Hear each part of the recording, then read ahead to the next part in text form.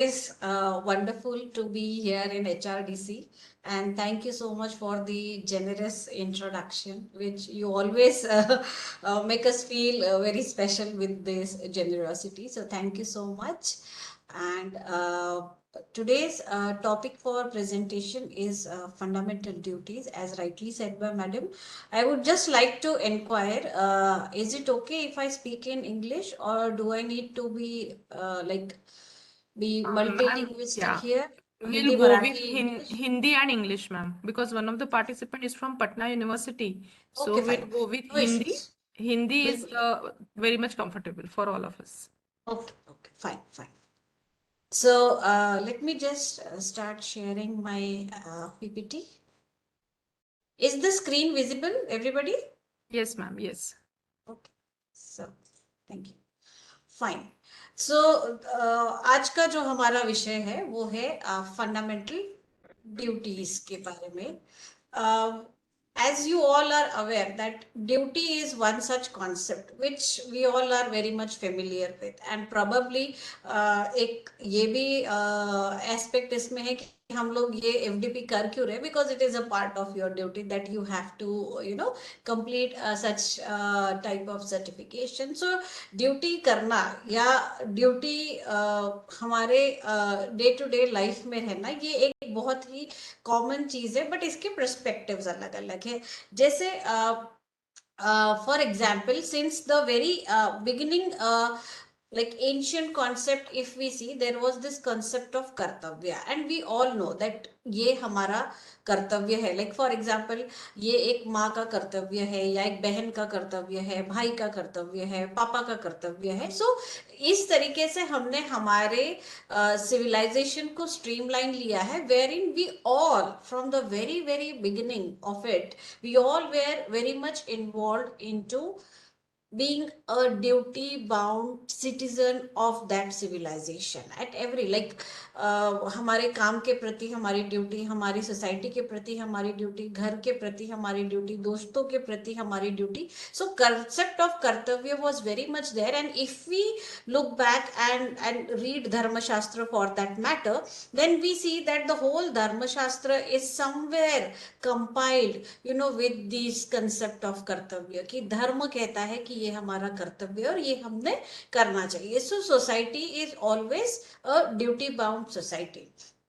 तो आज का जो हमारा ये लेक्चर है ना, इसको हम तीन एस्पेक्ट्स में कंसिडर करेंगे. पहले तो हम कि ये जो कंसेप्ट ऑफ ड्यूटी है, इसको हम लीगल सैंक्शन किस तरीके से हमने दिया है, क्या क्या बैकग्राउंड है इसके पीछे का, जो हमारे कॉन्स्टिट्यूशन का पार्ट बना. देन वी विल फोकस, हमारा जो सेकेंड सेगमेंट रहेगा उसमें हम कॉन्स्टिट्यूशनल पर्सपेक्टिव पे फोकस करेंगे, और उसके बाद जो हमारा तीसरा सेगमेंट रहेगा वहां पे हम इसकी लीगल सैंक्टिटी पे थोड़ा सा डिस्कशन करेंगे, because I am from law background. So I want that इस तरीके का एक छोटा सा डिस्कशन हमारे इस टॉक में होना चाहिए.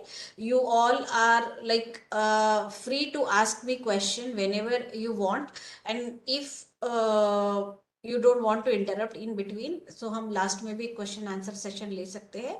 But let us be very interactive about this particular topic, क्योंकि ये मेरा या आपका नहीं, बट हम सभी का एक कॉमन अंडरस्टैंडिंग वाला टॉपिक है. तो I think you all will be very alert and active in this particular session. Okay, so as I was saying that our society is always a duty bound society which is based on Kartavya's concept. It is based on Dharma's concept. And what is Dharma? Basically, Dharma tells us about all the moral obligation, that what a person should do and what a person should not do to be there in the society. And slowly, eventually, what we have seen, that automatically this concept of being duty bound, or this concept of being surrounded by the duties in throughout our life. Okay, throughout our life हमने ये देखा है कि for example हमारे घर में जैसे कहते हैं ना, जो सीनियर्स होते हैं, कि मेरी सारी ड्यूटीज खत्म हो गई, अभी मैं अभी मेरे ऊपर कोई रिस्पॉन्सिबिलिटीज नहीं, I can happily depart from this world. तो ये हमारा जो एक सेल्फ सेटिस्फैक्शन होता है एट द एंड की I have performed all my duties, I have performed all my duties nicely. So this is a kind of way of life which we all have developed. And हम सभी को हम कहते हैं ना कि हम सभी को कर्तव्यनिष्ठ होना चाहिए कि हमारा ये कर्तव्य है और ये हमें अचीव करना है। So we all are bind with that. And often we have seen जब लोग कहते हैं कि अरे आपको नहीं पता आपके लाइफ का एम क्या है या ऑब्जेक्टिव क्या है, ये what is this aim and objective, because मेरी क्या ड्यूटी है समाज के प्रति या मैं समाज में किस तरीके से रहूंगा, जब तक ये मुझे नहीं पता है सम हाउ वी फील कि हमें पता ही नहीं है कि how I should live within this society. And that is why when we talk of duty, we all have these type of standards, the morals, the values, the ethics, जिसके through हमने अपनी life को combine किया है। Like for example, it is the duty of the father to take care of the children. It is the duty of the mother to take care of the children. And eventually, when the children grow up, it becomes the duty of the children to take care of their elderly parents. And ये कहीं ऐसे this is not science or this is not somewhere which is written, but it is something which we all know. ये बात अलग है कि अभी हमारे पास सीनियर सिटीजन्स एक्ट आ चुका है, बट ये अभी आया है। एंड सिविलाइजेशन में ये जो प्रोसेस है ये अनंत काल से शुरू है कि ये हम इस तरीके के विशियस सर्कल में रहते हैं, wherein there are exchange of duties, wherein there are exchange of capacities, wherein there are exchange of these type of moral and ethical values कि हम दूसरे के प्रति कर रहे हैं तो सेम वो हमारे प्रति कर रहा है। बट इवेंचुअली क्या होता है ना, we have started from a very traditional notion of civilisation, जो बहुत अनस्ट्रक्चर्ड या हम कहेंगे कि एक इनफॉर्मल वे में चलता था, not exactly unstructured but it was kind of a very informal way of civilisation, जहां पे रिटर्न कुछ नहीं होता था। So from a very unstructured informal civilisation, slowly slowly we went ahead and move towards a structured and formal form of civilisation. और मैं बहुत पीछे नहीं ले जाऊंगी आप लोगों को, लेट अस स्टिक, आज का जो हमारा डिस्कशन है वो हम कॉन्स्टिट्यूशनल एस्पेक्ट्स तक ही रिस्ट्रिक्ट करते हैं, बहुत एंशिएंट हिस्ट्री में न जाते हुए। तो हमने देखा है कि from a very informal aspect wherein nothing was written to a very formal aspect wherein we got a written constitution to ourselves in 1950। And then we have seen that all these concepts, whatever, whether it is concept of fundamental right, whether it is the concept of state welfare, whether it is the concept of a just and fair society, तो ये सब हमने from a very informal we have shifted to a very formal civilization which has its own constitution. So क्या होता है ना कि modern era में जब हमने enter किया, modern era में let us say we are talking measuring scale पे we are talking from 1947 onwards, wherein we became free, we became democratic, we became an independent nation।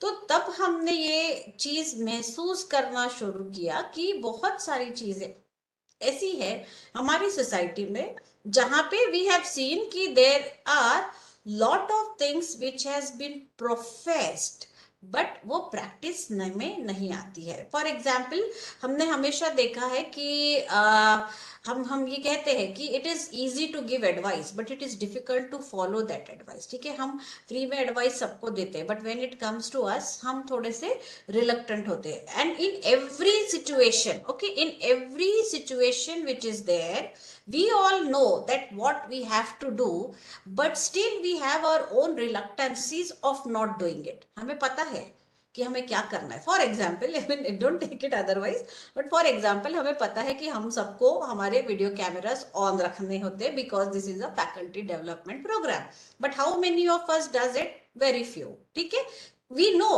but we have our own reluctancies that we don't want to do। तो ऐसे aspect में क्या होता है, when we talk about the bigger picture, like when we talk about a civilized society, we see that there are many people who professes everything, यानी हम कहते बहुत सारी चीजें हैं बट हम उसमें से कुछ फॉलो नहीं करते हैं या हम नहीं कर पाते हैं। Whatever are own reasons, own set of reasons we all have. तो ऐसे वक्त पे क्या हो जाता है ना कि concept of duty which is fundamental in nature comes in. ना जैसे ही ड्यूटी के सामने फंडामेंटल वर्ड हम यूज करना शुरू कर देते हैं, इसका ये मतलब होता है कि ये जो ड्यूटीज है ये बेसिक ड्यूटीज है और ये हम सभी को करना है। ऐसा इसमें कोई एग्जाम्पशन नहीं है, या ऐसा इसमें कोई रिजर्वेशन नहीं है, या ऐसा इसमें कोई क्राइटेरिया नहीं है कि सिर्फ यही लोग करेंगे और ये नहीं करेंगे। देर इज नो बेनिफिट की एज लिमिट दिया है कि okay you are a senior citizen, don't follow the fundamental duties. अच्छा आप 18 साल से कम है क्या, आपको फंडामेंटल ड्यूटी फॉलो नहीं करना है? तो ऐसा कोई क्राइटेरिया नहीं होता है। When it is a fundamental duties, it is very fundamental in nature that it is there for all irrespective of caste, religion, race, sex et cetera. ठीक है, कोई भी ऐसा पैरामीटर इसमें नहीं लगेगा जो कि बेसिक है, जो कि सबके साथ है। नंबर 2, ये एक इस तरीके की ड्यूटी होती है जिसको लीगल सैक्शंस होता है। जैसे मैंने आपको पहले भी बताया कि जब हम प्री इंडिपेंडेंस एरा की बात करेंगे, हमारे पास कुछ लॉज थे बट वो हमारे अपने लॉ नहीं थे, ब्रिटिशर्स के लगाए हुए लॉ थे, या उसके पहले जो हमारे थे वो उस किंग्स के अपने अपने सब्जेक्ट्स के लिए जो रहते थे। But there was no such concept of universal और uniform law for the citizens of this country, because वहां पे उस वक्त सिटीजनशिप ऐसा डिटेल कॉन्सेप्ट नहीं था, ना हम स्टेट के सब्जेक्ट थे, लाइक महाराष्ट्र की सब्जेक्ट थे मैं, तो मेरे किंग्स अलग होते थे। तो ऐसे एक अलग नैरेटिव में हम चलते थे जो 1950 यानी 47 के बाद चेंज हो गया, जहां पे हम सिटीजन्स के बारे में बात करते हैं। और जब हम सिटीजन्स के बारे में बात करते हैं तो automatically constitution demands that we all are citizen of India, and because we all are citizen of India we have to follow the we have to follow the uniform aspects, okay, which has been given to us. Madam, can you please excuse me for a moment? I just need to pick this phone because office से ही है, university office से है. Okay madam, Okay, काही problem so नाही. just give me a minute, ma'am. Okay. हाँ.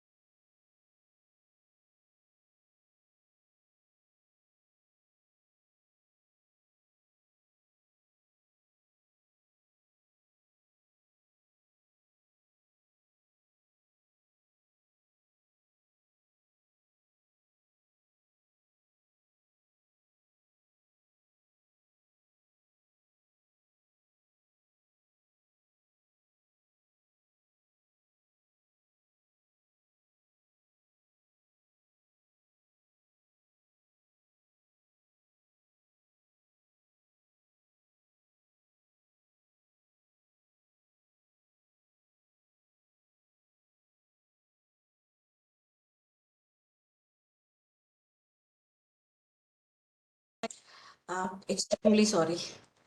Fine. So is the screen visible now? Yes, madam. Okay.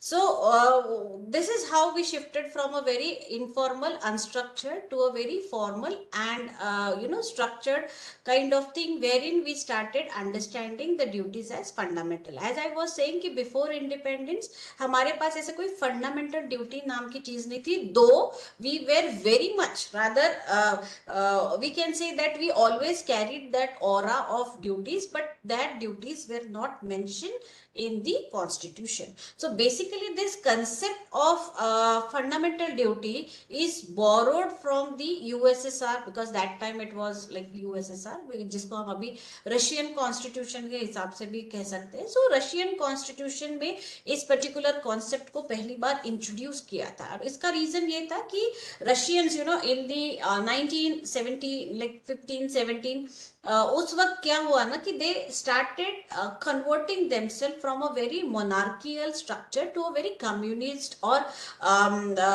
Communist kind of a structure. And we all know that from monarchy to communist जब हम shift करते हैं तो automatically there is this parameter of social welfare which was associated with that with the Russian approach. And eventually, what has happened that with this communist ownership, with this communist type of setup in this in a country, there was this concept of common ownership, or there was this concept of joint ownership of the properties. There was this concept of state responsibilities, people's responsibility. There was this concept of allowing everybody to be there, so ye sare concept, of course, eventually Russian communist concept as again changed. That is certainly not the part of our discussion, but certainly जब वो शुरू हुआ from monarchical to a communist जो था approach, वहां पे USSR ने ये चीज बहुत ही प्रोमिनेंटली आइडेंटिफाई की कि अब जो है वो मोनार्की से जब लोगों की तरफ जा रहा है तो लोगों का उसमें ओनरशिप होना चाहिए और लोगों का उसमें कंट्रीब्यूशन होना चाहिए। और अगर हम लोगों का ओनरशिप और कंट्रीब्यूशन चाह रहे हैं तो लोगों के ड्यूटीज है जो लोगों को फॉलो करनी चाहिए, ठीक है।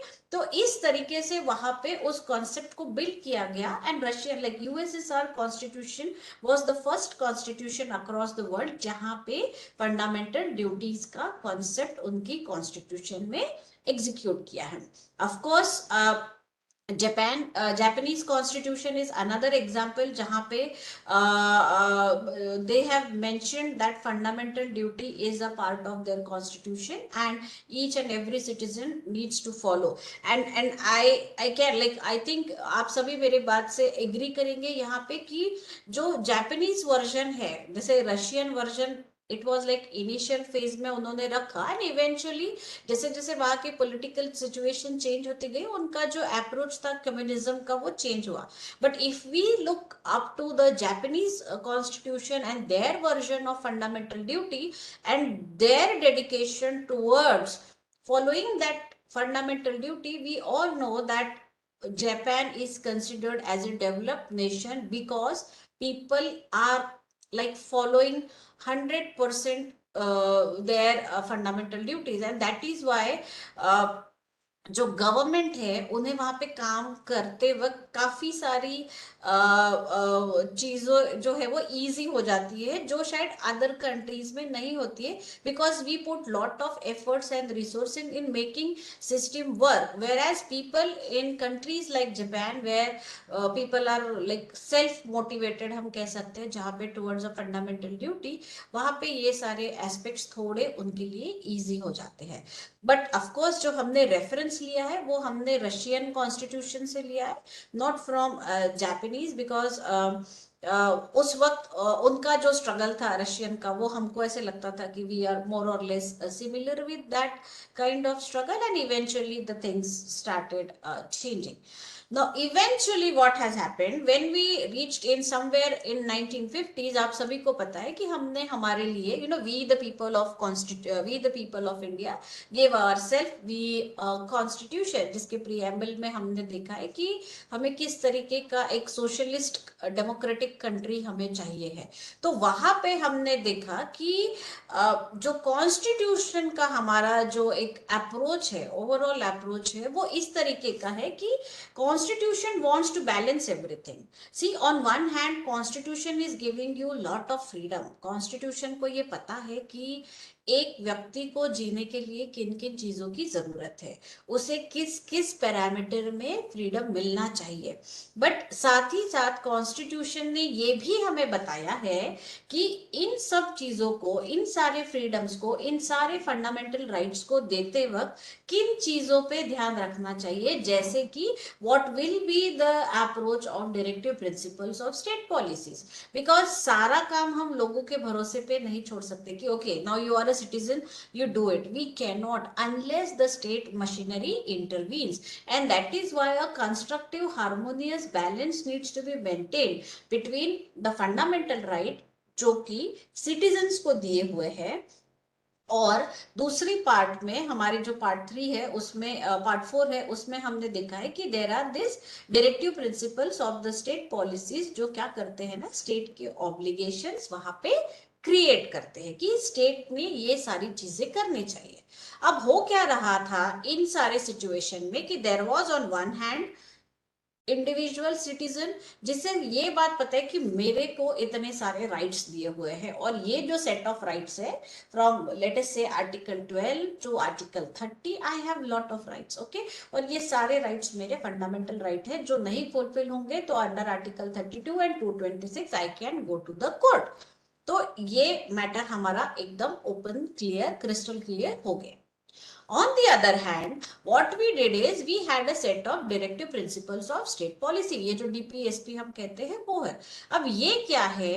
These are the pointers, or you can say these are the indicators which has been given for the government, and then it has been considered that it is the implied obligation of the government that they must fulfill the directive principles of the state policy. As during the assembly debates, Dr. Ambedkar has rightly said कि अगर कोई भी government इन directive principles को follow नहीं करती है या aptly उसको अप्लाई नहीं करती है, तो क्या होगा ना कि लोग आने वाले इलेक्शंस में अपने आप गवर्नमेंट को ये बता देगी कि आपने directive principles of state policies को फॉलो नहीं किया है। And that is why we don't find there is any legal enforcement for the application of directive principles of the state policies.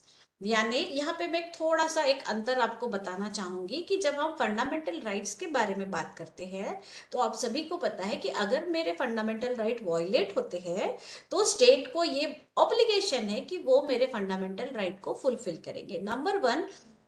Number two, अगर मेरा फंडामेंटल राइट यानी एक citizen का fundamental right दूसरा सिटीजन वायलेट करता है तो वहां पे भी कोर्ट्स के थ्रू अलग अलग पॉलिसीज एनैक्टमेंट्स के थ्रू हमने ये देखा है कि कोई भी सिटीजन किसी का फंडामेंटल राइट वायलेट नहीं करेगा at any cost unless there is a due process established by law, okay. But साथ ही साथ अगर स्टेट पे हम कोई ऑब्लिगेशन, फॉर एग्जाम्पल मैंने आपको बताया है कि हम प्रियम्बल अगर हम पढ़ते हैं तो वहां पे हमने बताया है कि हम किस तरीके की कंट्री हम अपने आप को देना चाहते हैं, जो कि एक सेक्युलर सोशलिस्ट कंट्री है, ठीक है। सोशलिस्ट का मतलब है कि जहाँ पे lot of social justice approach हम यूज करते हैं, जहाँ पे हम जस्टिस दे रहे हैं लोगों को, कौन सा? Social, political and economical justice, यानी सारे एस्पेक्ट्स में हम देखते हैं कि equality and liberty should fulfil. तो इस तरीके का अगर हम कॉन्स्टिट्यूशन अपने आप को दे रहे हैं तो इन सारे एस्पेक्ट्स को फुलफिल करने की जिम्मेदारी किसकी है? तो गवर्नमेंट की, यानी स्टेट की है। तो स्टेट क्या करेगा? स्टेट को बहुत सारे ऑब्लिगेशंस हम क्रिएट करते हैं और वो ऑब्लिगेशन स्टेट फुलफिल करता है। बट अगर कोई ऑब्लिगेशन स्टेट फुलफिल नहीं कर पाता है तो जैसे हम फंडामेंटल राइट के लिए कोर्ट में जाते हैं, वैसे हम directly, unless there is a violation of my fundamental right, हम स्टेट के अगेंस्ट कोर्ट में नहीं जाते हैं। तो इसका रीजन ये था कि डेमोक्रेटिक अप्रोच में गवर्नेंस लिबर्टी गवर्नमेंट को मिलनी चाहिए, because see government needs to balance multiple things. They all want that each one of you should get an employment, but are the government in a position to give employment to each and every educated person in India? Probably the answer is no. Practically ये अभी हमारे government के considering the economic position possible ही नहीं है, और ये शायद कभी भी किसी गवर्नमेंट को पॉसिबल नहीं होगी, because population and other infrastructural requirements are completely different. तो यहाँ पे क्या होता है ना, डायरेक्टिव प्रिंसिपल में हम उनके ऊपर इस तरीके के ऑब्लिगेशंस नहीं क्रिएट करते। तो क्या हो रहा था कि on one hand citizens were enjoying, like, because constitution has given them lot of freedom, so they were having a set of fundamental duties, and on the other, the state government, the central government, they were under a constant, continuous pressure wherein they need to fulfill the directive principle, क्योंकि वो follow नहीं करेंगे तो उन्हें अगला term election में लोग नहीं देने वाले हैं। तो इन एस्पेक्ट्स की वजह से क्या हुआ ना कि हमने एक देखा कि बीच में एक जो टाइम था, लाइक जब हमारा कॉन्स्टिट्यूशन बना, again I am telling this thing in bold italics underline, कि उस वक्त हमारे पास फंडामेंटल ड्यूटी जैसा कंसेप्ट हमारे कॉन्स्टिट्यूशन में नहीं था, because the makers of the constitution, the people who were involved in the constitution assembly debate, they were sure that country like India, जहां पे लोग फ्रीडम के लिए they didn't even bothered about their lives and families, so we all had this highest order of morality in us. Okay और उसके वजह से उस वक्त की जो फ्रेमर्स थे हमारे कॉन्स्टिट्यूशन के, उनको ऐसे लगा नहीं, ऐसी बात नहीं है कि इस एस्पेक्ट पे डिस्कशन नहीं हुआ, there was a discussion, but उस वक्त उनका ये कहना था कि हमारा जो मॉरल कोशेंट है वो इतना हाई है कि हम ये नहीं समझते कि हमें लोगों को ये बताना है कि आपको आपकी ड्यूटी फुलफिल करनी है. A country wherein people sacrifice their lives, their money, their families, their careers, and probably each and everything for the freedom of that nation. And they think कि अगर मैंने उन पे आज फंडामेंटल ड्यूटी जैसी चीजों को कंपलसरी कर दिया, जिस पे लीगल सैंक्शंस लगा दिया और कॉन्स्टिट्यूशन में डाल दिया, तो somewhere we are disrespecting that sacrifice. और उस वजह से उन्हें लगा कि भारत के जो लोग हैं ना वो मॉरली बहुत हाई क्वेश्चन होते हैं, और उस वजह से हमारा जब कॉन्स्टिट्यूशन बना तब हमारे पास फंडामेंटल ड्यूटीज नहीं थे. इवेंचुअली क्या हो गया कि जब हम 1960s-70s में जब पहुंचे, जब तक काफी डेवलपमेंट हो चुका था फंडामेंटल राइट्स के एस्पेक्ट पे, बट ड्यूटीज के एस्पेक्ट पे नहीं था, तो उस वक्त हमने देखा कि काफी सारी ऐसी चीजें सोसाइटी में हो रही थी जो कि कंसर्न रेज कर रही थी, जैसे corruption and lot of segments within the governance system, and otherwise also we have seen that corruption was evolving. communal disharmony ये एक ऐसी चीज थी जो तब भी थी और मेरे ख्याल से ये आज भी चल रही है. so communal disharmony was there. poverty, because poverty is something जिसमें हम ये नहीं कहेंगे कि इसमें गवर्नमेंट का दोष है या किसी, बिकॉज हम जिस हमारा जो हिस्टोरिकल अगर हम बैकग्राउंड देखते हैं, जिस तरीके से हमने फ्रीडम अचीव किया या उसके बाद भी जिस तरीके से हम मूव हो रहे थे, जिसमें साथ ही साथ हम पॉपुलेशन और अदर सारे प्रॉब्लम्स को फेस कर रहे थे, टेक्नोलॉजिकल स्किल हमारे पास नहीं था, एजुकेशन परसेंट जो था लोगों का, एडुकेटेड लोगों का, वो कम था. तो इवेंचुअली क्या हुआ ना कि जब हमने शुरुआत किया तो पॉवर्टी वगैरह काफी सारी एस्पेक्ट्स में हमने देखा. environmental ignorance is one such thing wherein we also contributed a lot. lack of education, indifferent attitude of people towards different race, caste, religion, और ये हम अगेन शायद जेंडर, ये हम आज भी देख रहे हैं. तो ये उस वक्त ग्रो होने लगा, और पॉपुलेशन जो एक कंटिन्यूअस प्रॉब्लम है हमारा. तो इन सारे प्रॉब्लम्स का क्यूमुलेटिव इफेक्ट ये हो रहा था कि कहीं तो people, like the people in the law making body, the learned class of the society, the judiciary, the legislative bodies, they all feel that, they all felt that now there is a demand, or there is a time which has arrived, which ask us that now we should have a call of duty, कि अब हमने कुछ duties को यहाँ पे impose करना चाहिए, क्योंकि जो लोगों का मॉरल क्वेश्चन था तो वो 47 तक था, बट 47 से जब हम 76 तक आ रहे हैं, यानी 30 इयर्स का स्पैन जब हम देखते हैं, तो हमें ऐसे उस वक्त लगा कि कहीं तो वो मॉरल क्वेश्चन कम है. And I would not deny like the fact that अगर हम 47 से 2023 देखते हैं तो probably बहुत ही कम percent of moral question has been remaining with us.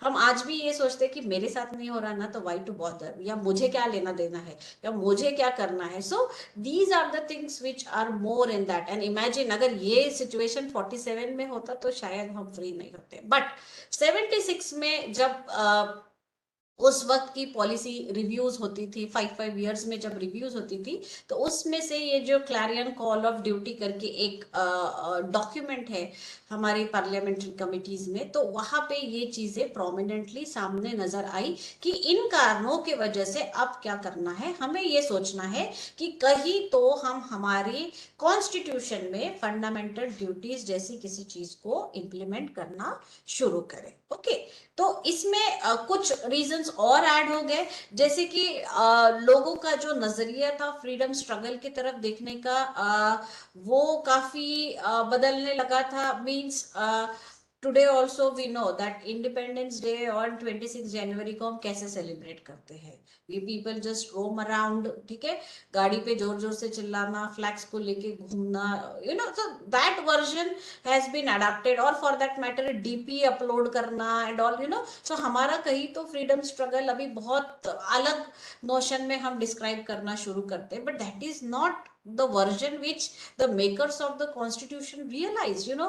freedom struggle ये कहने को सिर्फ 2 शब्द है, बट आप सभी जानते हैं कि what efforts has been put forth in that, and probably we cannot even imagine, you know, what that situation would have been, you know, जब लोग ये कर रहे थे। और उस वक्त ये ध्यान में आया कि इवेंचुअली जैसे जैसे हम आगे बढ़ रहे हैं, we are not even considering that what the freedom struggle was there, और ये कितना प्रोमिनेंट था, तो लोग इसे ना भूलना शुरू कर रहे थे। And for that reason the government felt that ये अब लोगों को याद रहने के लिए we need to take some efforts. Similarly, loss of values, you all will agree with me that this has eventually happened, degradation of the status of women. We felt, I mean, we all know that there is this disparity, you know, in the compatibilities of women and men, you know, across India. And then somewhere we felt that after 47 the situation will be better. But of course, I mean, I'm not denying the fact that it is not better, but eventually जो crime against women होते थे वो भी बढ़ना शुरू हो गए। काफी सारे ऐसे केसेस हमने उस वक्त भी देखे कि जहाँ पे women were not respected, and that is why that again triggered a point कि जहाँ पे ये सोचा गया कि नहीं, women की तो respect होनी चाहिए, तो इसके लिए भी एक ड्यूटी ऐड होना चाहिए। And then there was this Swaran Singh committee, you know, under the chairmanship of Swaran Singh, a committee was appointed in 1976, और इस कमेटी के आधार पे फंडामेंटल ड्यूटीज का जो क्वेश्चन है वो ऐड किया गया हमारी कॉन्स्टिट्यूशन में। तब तक हमारे पास फंडामेंटल ड्यूटीज कॉन्स्टिट्यूशन में नहीं थे।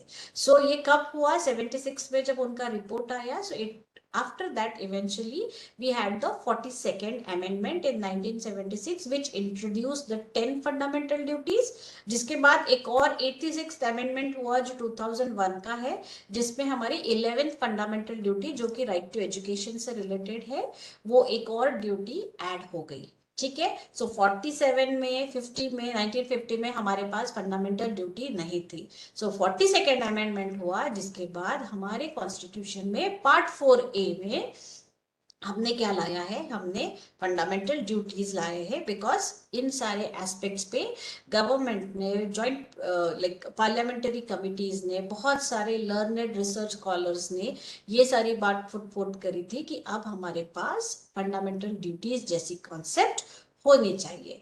एक और चीज जो बहुत इंपॉर्टेंट है यहाँ पे कि जो फंडामेंटल ड्यूटीज है वो सिर्फ सिटीजन्स के लिए एप्लीकेबल होती है, वेयर एज फंडामेंटल राइट्स जो है वो even non citizens, for example foreigners जो है उन्हें भी हमारी कंट्री में फंडामेंटल राइट्स मिलते हैं। बट फंडामेंटल ड्यूटीज जो है वो सिर्फ हमारे सिटीजन्स तक की है। The reason being very simple, you know, we still believe कि अतिथि देवो भव, और बाहर से हमारे यहाँ जो लोग आते हैं उन्हें हमें इस तरीके से परेशान नहीं करना चाहिए कि आपको हमारी ड्यूटीज फॉलो करना है. Of course there is one thing which is very sure that कि अगर हमारे लोग अच्छे से फॉलो करेंगे तो ऑटोमेटिकली बाहर से जो आ रहा है वो भी फॉलो करेगा. Number two, in law there is this concept of law of land and law of the fact. बहुत बार ये होता है कि लॉ ऑफ द फैक्ट यानी जो लॉ आचरण में आ रहा है, और लॉ ऑफ द लैंड यानी उस जगह का एक पर्टिकुलर लॉ है, और बहुत बार बाहर वालों को इसके बारे में पता नहीं होता है. फॉर एग्जाम्पल, जैसे आपके कॉलेज में पर्टिकुलर कुछ आपके ड्यूटीज होंगे जो शायद बाहर वालों को नहीं पता. ठीक है, और अगर मैंने कल को आपका कॉलेज ज्वाइन किया, लेट अस से for a period of 6 months and I am coming there and I don't know आपके क्या वहां पे प्रैक्टिसेस आप जो फॉलो करते हैं या किस तरीके से आपके ड्यूटीज को सेटअप किया गया है. तो अगर मैं वो चीज फॉलो नहीं करूं उन 6 महीनों में या शुरुआत के कुछ दिनों में, तो आप मुझे वहां पे ड्यूटी वायलेशन नहीं कह सकते हो, बिकॉज मुझे आपकी प्रैक्टिसेस नहीं पता. सो this is what law of the fact is. And similarly what happen कि इन सब में हम बेनिफिट ऑफ डाउट भी उनको देते हैं कि they are ignorant about the law of the fact और लॉ ऑफ द लैंड.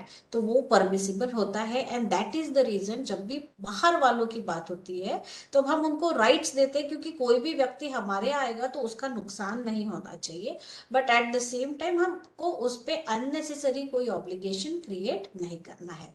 तो इस वजह से क्या है कि जो फंडामेंटल ड्यूटीज है they apply are applicable to only the citizens of India and not to the foreigners. Okay. Now, after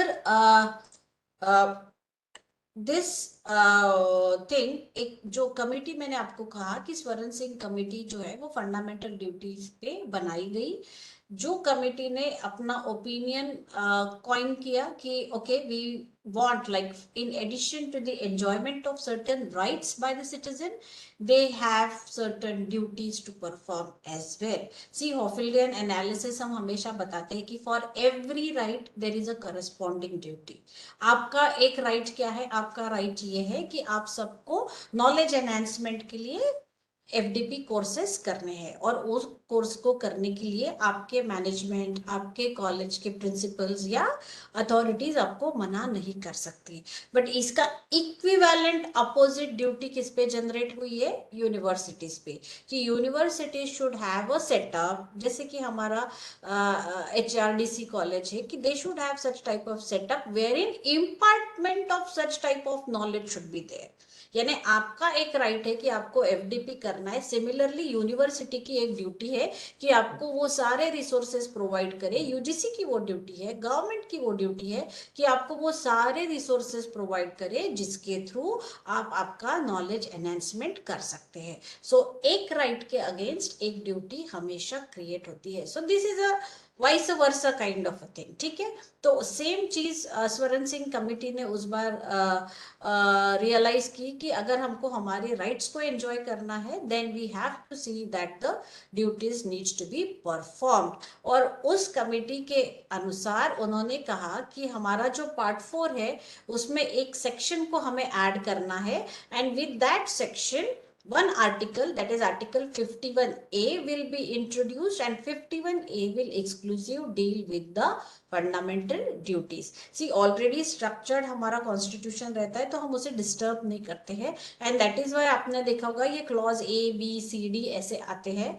तो यहाँ पे जो हमने क्लॉज ऐड किया था that is 51 capital A. Okay, so this is under the part 4 of the Indian constitution. Part 3 जो है वो फंडामेंटल ड्यूटीज बताता है, पार्ट 4 जो है वो directive principles of state policies and part 3 जो है वो फंडामेंटल राइट्स बताता है, और पार्ट 4 जो है वो directive principles of state policies along with fundamental duties बताता है. बट इस कमिटी के ना कुछ और रिकमेंडेशन थे जो थोड़े प्रोमिनेंट मुझे लगे, जो हम आज यहाँ थोड़ा बहुत डिस्कस कर सकते हैं, जो कि उस वक्त गवर्नमेंट ने एक्सेप्ट नहीं किया, वो अभी तक एक्सेप्ट नहीं किए. नंबर 1 की पार्लियामेंट में provide for any penalty for the failure to adhere to any fundamental duty, और दूसरा जो है कि no law imposing such penalty could be question in the end. इन दोनों पॉइंट्स के आंसर ना हम हमारे लास्ट सेगमेंट में डिस्कस करेंगे, जहां पे इन्हें हम क्यों लीगल सैंक्शंस नहीं देते उस पर जब बात करेंगे। और ये जो तीसरा एस्पेक्ट था कि duty to pay taxes should be a fundamental duty of the citizen, इसे भी एक्सेप्ट नहीं किया गया। इसका रीजन ये है कि टैक्सेस पे करने के लिए already there is a well defined tax regime, और टैक्सेस का जो लॉ है वो बहुत ही वेल डेवलप्ड लॉ है। फॉर एग्जांपल लगान मूवी को अगर आप देखोगे तो वो टैक्स पे ही था, और उसके पहले भी जो हम कहते हैं कि भारत वाज लाइक सोने की चिड़िया and then the Britishers took everything, तो Britishers took everything under the notion of this taxes. Okay, वो ऐसा सोफिस्टिकेशन जो हम कहते हैं कि it was a sophisticated theft, you know, by way of applying unnecessary taxes. So taxes law was, oh my god, what happened?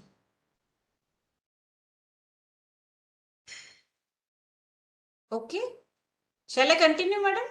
Yes, yes, please continue, ma'am. Okay, वो किसी का आवाज आ गया ना, मैं ही डर गई, पता नहीं क्या हाँ, हो मैं भी डर गई थी लेकिन सभी लोग तो एक्चुअली। म्यूट पे है। हाँ। ओके मैम, कंटिन्यू करा। Okay, fine. So, duty to pay taxes is not a fundamental duty because there is a well-versed law.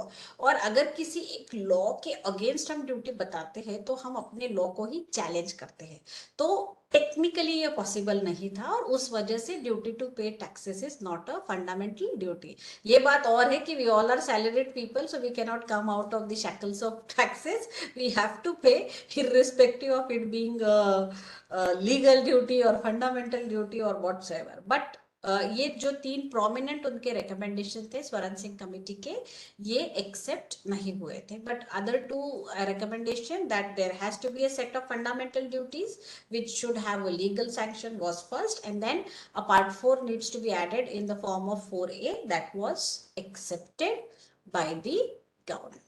Okay, तो अब ये फंडामेंटल ड्यूटीज क्या है? So here we are entering into the second segment of our discussion, जो कि हम बता रहे हैं कि कौन सी फंडामेंटल ड्यूटीज है। तो ये 10 और ये लास्ट वाला हमारी 11 जो है, इस तरीके की हमारे पास 11 फंडामेंटल ड्यूटीज है, जिनको हम वन बाय वन देखेंगे। What is the first fundamental duty under Section 51A is to respect the constitution, the flag and the anthem. Now there were situations, ठीक है, मैं बहुत इसके लीगैलिटी पे यहाँ नहीं जाऊंगी, बट हमने बहुत बार देखा है, यू नो, जब प्रोटेस्ट होता है या कहीं पे भी किसी तरीके का डिससेटिस्फैक्शन या डिस्पैरिटी जब लोगों को बताना होता है, तो वो क्या करते हैं, नारेबाजी करते हैं, फ्लैग लेके आते हैं कि ये हम देश के नागरिक हैं और यू नो हमारे साथ ऐसा हो रहा है वगैरह वगैरह। बट ये सब करते समय हमने देखा है कि जब वो प्रोटेस्ट ओवर हो जाते तो वो फ्लैग्स नीचे गिर जाते हैं, या फिर कुछ इंसिडेंसेस ऐसे भी होते हैं कि जहां पे फ्लैग्स लोग जलाते थे। So I am a citizen of India and can I burn the flag of India just because I am not happy with what the government is doing? So probably the answer is no. See, flag is above all of them. आप का जो pride है वो आपके flag में है, and I being the citizen, if I am involve in such activity, then probably I am not doing the correct thing. और इसीलिए फ्लैग्स के जो मिस यूज होते थे, यानी जो प्रोटेस्ट सिंबल बन गया था, जो आपका प्राइड सिंबल होना चाहिए उसको आपने प्रोटेस्ट सिंबल बना दिया, तो ऐसा नहीं होना चाहिए।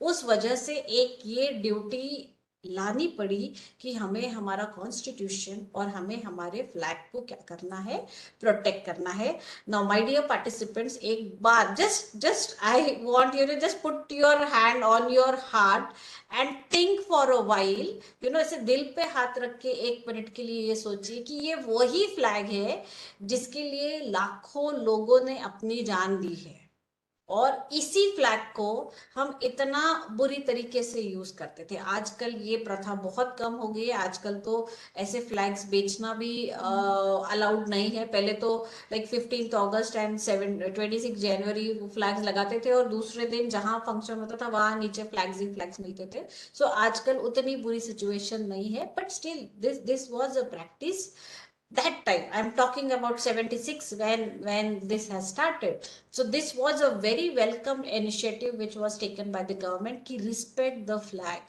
don't think that this is just an object, rather it is the pride of the nation, it is the crown, and then like ये बहुत इंपॉर्टेंट है हमारे लिए, इसका करिए। दूसरी जो चीज यहाँ पे एक और rather तीसरी जो बताई थी कि respect the national anthem. Now there is this famous case of Vijay Emmanuel versus state of Kerala.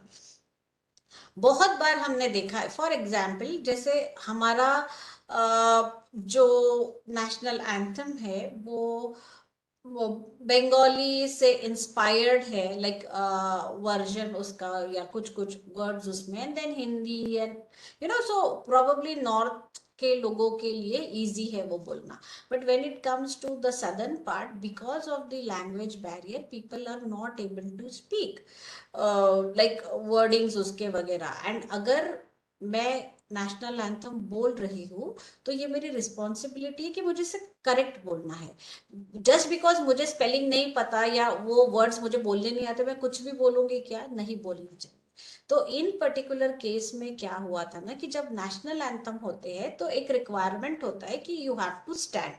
stand means you have to show respect to the national anthem irrespective of the country। किसी भी कंट्री का national anthem चल रहा हो तो हमें as a human being this is a very humanitarian aspect that you have to stand and then you have to speak sorry you have to respect the national anthem। But जब कुछ लोग वो नहीं कर रहे थे, and in this case the contention which was made that because I don't know the language, so if I don't know how to sing national anthem why should I stand and why should I sing. तो यहाँ पे Supreme Court has intervene and Supreme Court has said कि आपको नहीं आता है तो आप मत गाइए, बट एटलीस्ट आप खड़े हो जाइए वहां पे to show the respect towards the national anthem. So national anthem को रिस्पेक्ट अगर आपको देना है तो आपको वहां पे खड़े ही रहना पड़ेगा, गाना नहीं भी गाओगे तो भी चलेगा।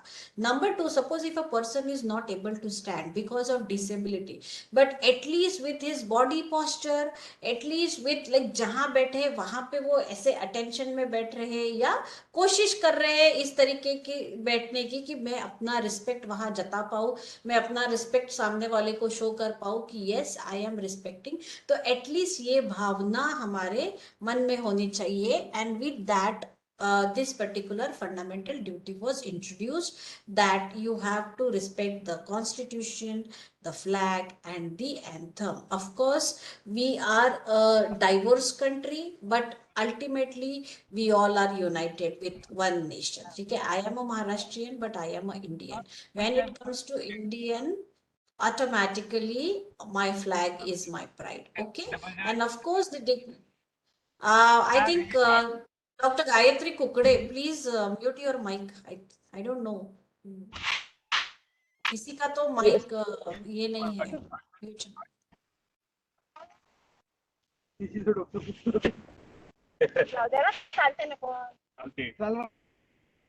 हा मॅडम मी केलं, त्यांना म्यूट केलं। ओके मॅम माझा माईक बंदच होता। शीतल मॅडमचा सुरू होता mic I think. Okay okay whatever, fine। and then there is this dignity of constitution। see, whether we accept it or not, constitution is the grundknop of our country। we will not have the democracy if we start compromising the constitution। आजकल के time में हम काफी ये discussion देखते हैं बहुत बार कि how the constitution has been mingled, but I mean, I can say this one thing after being into this profession, that the moment we start compromising the dignity of our constitution, we are going to pay for it। There is no alternative, like and the damage which it will cause, probably that will be there for a very very long time। so एक अच्छे governance के लिए किसी भी country में, not in India but in every country, if you want to have a healthy future generation, one thing which we all must keep in mind is that we must preserve the dignity of the constitution। the day we start compromising its dignity, the day we start diluting its dignity, then probably we are reaching towards that black hole, जो पता नहीं हमें उसके बाद हम अपना क्या कर लेंगे। ठीक है, तो ऐसे नहीं होना चाहिए। And it is not the responsibility of only the citizen, it is the responsibility of each and every person, each and every segment of the society, whether वो ऑफिसेस हो, इंस्टीट्यूशन हो, कॉलेजेस हो, टीचर्स हो, students हो, everybody. Okay, तो इन तीनों को ध्यान में रखते हुए there was this first fundamental duty that each citizen is going to respect the constitution, the flag, and the anthem. Okay. Then the second is to cherish the ideas of freedom struggle, as I have already told you. Okay, this is something, ये हमने कहीं पे भी इस चीज में कोई compromise नहीं करना चाहिए, whether it is like drafting the history syllabus of the nation, or introducing your children to these kind of struggle, the stories, the जो हम कहते हैं कि सागा जो है हमारा फ्रीडम स्ट्रगल, ये सबको आने वाले जनरेशन्स में पता होना चाहिए. See, at no point of time we afford to tamper with the history in any, like in any way. Whatever is done, and that is why the constitution demands that each and every citizen is going to cherish the freedom struggle. ये एक बहुत ही pride वाली बात है, ये एक ऐसा सच है जो हमारे पास है, जो शायद सारी कंट्रीज के पास नहीं है. ठीक है, और उस वजह से ये जो ये जो एस्पिरेशंस हमें दी गई है इन सारे फ्रीडम हीरोज के थ्रू, या ये जो उनका एक जो जर्नी था उस स्ट्रगल का, ये इतना लर्निंग एक्सपीरियंस है, it is life. Today also, if you go back and read the story of any freedom fighter, you will get goosebumps, like how they have been in that situation, and what level of sacrifice they wanted to do. तो ये हमको पता होना चाहिए. और slowly हम ना बहुत कंफर्ट जोन में आते हैं. लाइक अगर इसे हमने अभी भी नहीं ये किया तो प्रोबेबली वी डोंट नो, एक दिन ऐसा भी आएगा कि अच्छा इंडिया किसी ब्रिटिश रूल में भी थी क्या, ऐसा कोई जनरेशन ना बोले आज से 500 साल बाद, then that would have been our failure. Okay, and we can not afford to have that kind of failure when the coming generations will come up with this kind of assumption कि ऐसा भी कभी हुआ था, जो कि नहीं होना चाहिए. तो उसके लिए ये एक क्या है, सेकंड फंडामेंटल ड्यूटी इम्पोज करी है कि हम सबको हमारा फ्रीडम स्ट्रगल पता होना चाहिए, जिसे हमें चेरिश करना है. ठीक है, now the concept here is again the same, that the individual can die but the nation is still alive. So whatever people who have sacrificed their life, but their ideologies, their sacrifice can never die, उसे आप continue कर सकते हो आने वाली generations के लिए, and that is why this particular thing was there. Then the third fundamental duty is to uphold the sovereignty, unity, and integrity of India. And I think, it is not only 1976 or 2013 or 2023 or maybe 3023. Okay, 1000 साल बाद भी अगर देखेंगे, ये अगर एक चीज हम प्रिजर्व नहीं कर पाए तो we are in danger. See, countries like India, जहाँ पे सारी चीजें बहुत ग्रैंड है, we have thousands of languages, millions of cultural practices, hundreds of religion, so many things, we have. But at the end of the day, if we see, like, this is of course my understanding of constitution is that the constitution is above all. Constitution is giving you every thing, considering you as human first. So constitution does not want कि आपको मैं कुछ भी human से कम समझूं. But अगर मैं आपको human समझ रहा हूं, this is what the probably the notion of that, rather the constitutional version is that हमारा जो sovereignty है, unity है, integrity है, वो हमें intact रखनी है. और वो कैसे हम intact रखेंगे, जब हम लोगों को intact रखेंगे. The moment we start compromising such type of things, जहाँ पे हम हमारा sovereignty, integrity, unity पे जब हम question करेंगे, then we may fall in danger. Okay, and that is why इसे नहीं, we cannot afford कि हम हमारी यूनिटी को जियोपार्डाइज करें. हम रादर अभी तक का जो हम एक्सपीरियंस देखते हैं किसी भी कंट्री में, कि जहाँ पे उन्होंने अपनी यूनिटी के साथ जियोपर्टाइज करना शुरू कर दिया है, then the nation collapse, okay, nation ceases to exist. और ऐसे कितने नेशंस हैं जो बने और जो खत्म हो गए। तो हम नहीं चाहते कि हमारे कंट्री के साथ कभी भी ऐसा हो। और ये जो प्रोविजन है ना, लाइक फंडामेंटल ड्यूटी वाली जो एस्पेक्ट है ना, ये ऐसी नहीं है कि ये एक दिन में हो जाएगी, कि okay, it's not like electricity that I have put the plug switched on and now everywhere there is light. No, this can not happen. See, we are here talking about the human behaviour which is continuously changing and fluctuating. Today you might agree with me on this particular point, but tomorrow you might not agree with me on the same point, because there are multiple things, multiple primary, peripheral, surrounding things which are happening, and they continuously change our thought process. और उस वजह से क्या है ना, कि अगर हमारा बाइंडिंग कोई फोर्स है, अगर कोई चीज हमें बाइंड करके रखती है, तो वो हमारी सॉवरेनिटी, यूनिटी एंड इंटीग्रिटी है। तो अगर ये हमारे साथ रही, तो मैं कभी भी अकेली नहीं हूँ इस कंट्री में। Okay, I have the support of my nation, so that idea has to be there, and of course to defend the country and render national services. जब तक मुझे मेरी कंट्री की सॉवरेनिटी और यूनिटी के प्रति प्यार ना हो, तो मैं मेरी कंट्री को मेरे सर्विसेज दे ही नहीं सकती। For example, everybody has fear of life, but we have an army, we have a defense, we have people working in navy who are constantly, continuously there to sacrifice their life for us.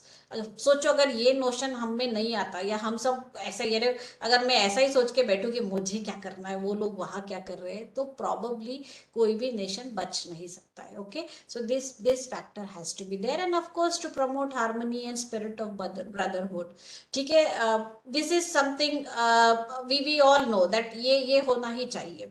हमें किसी के भी खिलाफ कुछ गलत नहीं बोलना है, किसी के अगेंस्ट कोई इंस्टिगेट नहीं करना है, हम सबको मिलजुल के रहना है। सो this is what this particular fundamental duty talks about, is to promote harmony and spirit of common brotherhood. Now if again, अगर आप प्रियम्बल पढ़े हो आपने, और प्रियम्बल का अगर हमारे कॉन्स्टिट्यूशन का लास्ट लाइन पढ़ते हो, तो उसमें एक वर्ड का इस्तेमाल किया है कि फैटर्निटी। फैटर्निटी चाहिए। ये सारा जो हम कर रहे हैं, हम सोशलिस्ट, सेक्युलर, डेमोक्रेटिक सेटअप, एक रिपब्लिक डेमोक्रेटिक कंट्री बना रहे हैं, to give justice, socio economic, political equality of status and dignity and everything everything. ये सब हम क्यों कर रहे हैं? कि हमें एक फेटर्निटी चाहिए। फेटर्निटी का सीधा सीधा मतलब होता है कि ब्रदरहुड। आप खुश रहो, मुझे खुश रहने दो, हम सब खुश रहेंगे। See, humanity is all about survival. Humanity can never be about destruction. Humanity can never be about superseding, like creating a superior authority over other. Now we have already seen the repercussions of World War I and World War II. और आज भी अगर हम उसी पैराफेस में चलते हैं कि अगर मैं सुप्रीम हूं तो मुझे वॉर करना है, तो probably that there is a distraction, and that is not what the world demands, or that is not. See, we all are peace loving people, we all want brotherhood, we all want fraternity, we are happy in others happiness, and this is what we say, that loka samasta sukhantu sukhino bhavantu. This is the version, in the Upanishads, which says that let the entire humanity be happy. अगर एक भी उसमें से unhappy होता है, तो उसका असर हमारी सोसाइटी पे पड़ता है। तो as a country we can look forward to that we all, at least within our jurisdiction, we can have harmony and spirit of common brotherhood, so that no problem will be created for others. After that, the next fundamental duty is about to value and preserve the rich heritage of our composite culture. Dear friends, आप सभी को पता है कि हम बहुत ही culturally rich countries में से है। हमारे जो कल्चर्स है उसके रूट्स इतने डीप डाउन है कि कहीं तो हम चाह के भी उसे निकाल नहीं सकते। But what has happened that due to may be हमारा मॉडर्न लाइफस्टाइल कहिए या हमारी थॉट प्रोसेसेस जो चेंज होती है, हमने कल्चर को बहुत ज्यादा कन्वीनियंस में कन्वर्ट कर दिया कि what is convenient to me is my culture now. So of course there are certain practices, cultural practices जो प्रैक्टिकली पॉसिबल नहीं है आज के दिन, या फिर रादर उसे नहीं करना चाहिए. But certainly there are certain cultural practices जिसको हम हमारा एक कंपोजिट कल्चर करके हम उसको प्रिजर्व कर सकते हैं, सो दैट द जनरेशंस जो आने वाली जनरेशन से उन्हें पता चले कि हमारे पास कितना क्रिएटिव ब्रिलियंस एंड अकम्पलिशमेंट था. You know, so we are not a nation you know जो ऐसे ही डेवलप हो गया, ऐसा नहीं है. So lot you know years and years, hundreds and thousands of years of brilliance has been bestowed here, and after that we have seen that this type of culture has been developed. You know, the culture of peace, the culture of acceptance, the culture of accommodation, the culture of letting other person feel that yes I am there for you, you know. So ये जो है, या जैसे हम कहते हैं ना कि हमारे इसमें हमेशा हम एक कहावत कहते हैं कि आप कर्म करो, फल की चिंता मत करो. So we all are duty bound people, जो कभी भी इस बारे में हम नहीं सोचते कि इसके रिटर्न में मुझे क्या मिलेगा. ठीक है, तो ये हमने अपने लिए डेवलप किया कि, और एक बहुत इंटरेस्टिंग चीज जो मुझे बहुत अच्छी लगती है, दो समटाइम्स आई फील कि ये बहुत ही फिक्शन बेस है, but I believe in that thought कि हमें बुरा नहीं करना है. और फिर क्या होगा ना, वो पाप का घड़ा भरेगा, और जब हमें पाप बहुत ज्यादा हो जाएगा तो हम नरक में चले जाएंगे. And we don't want to go to नरक, though we have never seen what that hell look like, but we have our own assumptions. And to an extent you know, कहीं तो हम सबको ये चीज पता है कि अगर हमने कुछ गलत कर दिया या कुछ हम रॉन्ग कर रहे हैं तो we are doing something which is unjust. Fine. तो ऐसे हमने हमारा कल्चर डेवलप किया है जहां पे लेट अस से प्राण जाए पर वचन ना जाए. So we believe in the promises कि नहीं, एक बार मैंने जो प्रॉमिस किया है ना, I have to follow, because this is something which is very important. अगर मैं खुद के बोलने पे ही अगर मैं फॉलो नहीं कर रही हूँ तो then there is no point, you know, nobody will respect my word. So इस तरीके से हमने क्या किया है ना, हमारे कल्चर को डेवलप किया है. तो ऐसे एस्पेक्ट्स को हमने क्या करना चाहिए, कैरी फॉरवर्ड करना चाहिए विथ ऑल आर लाइक वर्दी जो भी इसमें की चीजें. ऑफ कोर्स अभी कुछ लोगों के माइंड में एक क्वेश्चन आएगा कि कुछ कुछ कल्चरल प्रैक्टिसेस तो ऐसे थे जो गलत थे, for example Sati and all, तो उनको हमने खत्म किया है. तो ऐसी कोई भी चीज होती है, जैसे चाइल्ड मैरिज है जो एक कल्चरल प्रैक्टिस थी, बट वो रॉन्ग कल्चरल प्रैक्टिस थी. मैं ये नहीं कहूंगी कि जब वो शुरू हुआ तो उसके पीछे रॉन्ग अंडरस्टैंडिंग था. हो सकता है शायद उस वक्त उनका कोई करेक्ट अंडरस्टैंडिंग जो उन्हें लगता हो वो होगा, बट आज I can not dig the history and like उस वक्त क्यों किया. बट आज हमारे पास करेक्टिव मैकेनिज्म है जिसपे लॉ बन चुका है और हम इसे करेक्ट कर रहे हैं. तो ऐसे जो इनकरेक्ट कल्चरल प्रैक्टिसेस थे, हम slowly eventually as and when required उसको रेक्टिफाई करते हैं. बट जो हमारे गुड कल्चरल प्रैक्टिसेस है उसे हमें हमेशा क्या करना चाहिए, प्रमोट करना चाहिए. Similarly, this is to protect and improve natural environment. Now, this is something which you all will agree with me that we cannot afford to compromise with the nature.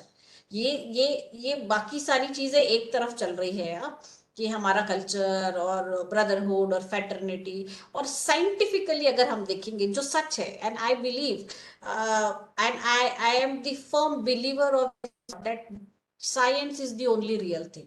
बाकी सब हम क्रिएट कर रहे हैं, but you can not change the science. And that is why अगर हम environment के साथ कुछ ऐसा खिलवाड़ करेंगे तो probably you know we don't know where we will be, whether we will be there और नॉट. हो सकता है कुछ कुछ हजारों सालों बाद humans दिखे भी नहीं, because you know we have already destructed, lot of destruction has already been done. We are already seeing the like the impact and effective like effects of climate change, जिसके वजह से we know that you know it is not good. अगर हम इस तरीके से चलते आएंगे तो उस वजह से ये एक फंडामेंटल ड्यूटी इम्पोज करी है। And I am talking about 76 में हमारे पास एनवायरमेंटल प्रोटेक्शन एक्ट वगैरह कोई चीज नहीं थी। Only there was one act, that is I think forest conservation act था और वाटर मैनेजमेंट एक्ट था। इवेंचुअली 76 के बाद हमने काफी इम्प्रूवमेंट किया and today at least there is this awareness of environment and at least we are taking some steps, जिसको हम कहेंगे कि पॉजिटिव स्टेप्स हम ले रहे हैं towards protecting the environment, right? And then to develop the scientific temper and humanism. Now this is something which every citizen should have. हम कहते हैं ना, don't involve yourself into lot of orthodox views और अंधश्रद्धा या बहुत ज्यादा fiction या illusion पे मत जाइए. Accept the reality and science, as I have said, is real. You know, कोई भी चीज को आप scientifically देखिए. For example, if a woman is going through her menses, it is scientific. Why to relate it with God and to treat her like that she has committed some offense? ऐसे नहीं होना चाहिए. So scientific temper अगर हम build करेंगे तो हमें पता चलेगा कि ये एक routine activity है which probably every female goes through in her life, and there is nothing to be like so uncommon about it, or there is nothing to be so sacred about it. You know, this is something which is very very human in nature, and because she is a female, that is going to happen. So develop a scientific temper, be very receptive about accepting that thought that yes, this has happened and this happens with every female and this is natural. So don't treat her like she has committed some crime, or don't treat her like कि अब हम उसको हाथ नहीं लगा सकते वगैरह. Don't do that. You know, develop that scientific temper, develop a scientific temper so that आप हमारी कंट्री को हम और ज्यादा प्रोग्रेसिव कंट्री बना सके जहाँ पे साइंस एंड टेक्नोलॉजी में इतना डेवलपमेंट होता है. बट ये सब करते समय ह्यूमैनिज्म को मत छोड़िए. Okay, humanism is the ultimate, okay, at the end of everything, whether it is arts, commerce, science, law, any faculty. वो अगर हम पिरामिड इसका बनाते हैं और अगर हम उसका टिप देखते हैं तो it is humanity only. So humanism has to be there. So ये सारा हमें क्या करना है as a citizen we have to do. And of course to safeguard the public property and abjure violence. No this is something, जैसे मैंने पहले भी कहा था, जब प्रोटेस्ट होते हैं तो तोड़फोड़ होती है, तो ये सारी चीजें नहीं करनी चाहिए because ultimately it is a public property and it is our money. We are the taxpayers, so never forget that it is our money which we are damaging. So ये भी एक fundamental duty हम लोगों पे लाया है, because damaging the public property is a kind of an uncivilized act, okay, which is an offense and punishable as well. तो ये भी होना नहीं चाहिए.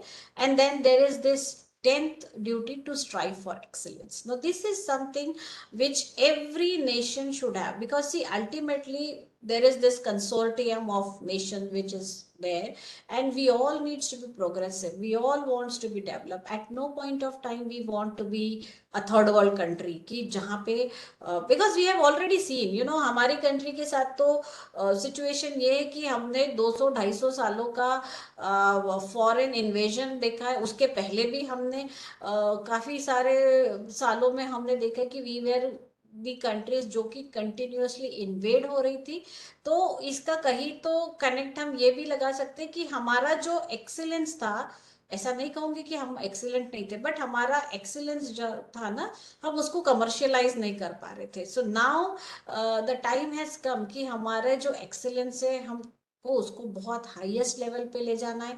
साइंटिफिक एटीट्यूड्स हमें डेवलप करने हैं, साइंटिफिक बिहेवियर हमें हमारे लोगों में लाना है, सो दैट कि हम एक हमेशा इंडिया, आई थिंक जितनी खुशी हमें एक डेवलप्ड नेशन बोलने में नहीं होगी, I think you all will agree with me कि उतनी खुशी हमें इंडिया एक प्रोग्रेसिव कंट्री है ये बोलने में होगी कि yes, we are progressive and we are ready to accept, okay, whatever challenges we are facing, we are ready to accept and we want to overcome that challenge. Fine. So that attitude needs to be built in with this particular fundamental duty. And then this is the last fundamental duty जो मैंने बताया आपको कि 86th amendment के through आया. पहली जो थी वो सारी ड्यूटीज हमारी जो है वो हमारी 42nd अमेंडमेंट से आई, बट 11 नंबर का जो हमारा ड्यूटी है, duty to educate the children, जो हमारा 86th अमेंडमेंट में आया। ये क्यों आया? बिकॉज तब तक हमारा राइट टू एजुकेशन जो है वो फंडामेंटल राइट बन चुका था। So 21A, article 21A talks about free and compulsory education to the children below the age of 13। उसका इक्विवेलेंट ड्यूटी क्रिएट किया, क्योंकि राइट का अपोजिट ड्यूटी है, तो वहां पे एक फंडामेंटल राइट किया है बच्चों के लिए, तो उसका ड्यूटी किस पे क्रिएट किया है? पेरेंट्स के लिए, कि पेरेंट को क्या करना है? उन्हें अपने बच्चों को पढ़ाना है। कि पेरेंट्स का क्या है? So that they grow up, they are the assets of the nation with their intellect highly develop and are alive to the situation around them. So now parents should take initiative to enroll their students to the children to the school, so that they can get the education. Fine. So these are the 11 fundamental duties which are there. So here we complete our second segment, जो मैंने आपको बताया था कि हम fundamental duties क्या है ये जानेंगे। अब हमारा जो थर्ड लास्ट पार्ट ऑफ हमारा डिस्कशन है कि अगर ये चीजें इतनी ज्यादा जरूरी है तो इस पे लीगल सैंक्शन क्यों नहीं है। अब लीगल सैंक्शन कोई मुझे बता सकता है क्या कि फंडामेंटल ड्यूटीज को लीगल सैंक्शन क्यों नहीं है? Just for a minute, a thought process. That will be our takeaway from this session.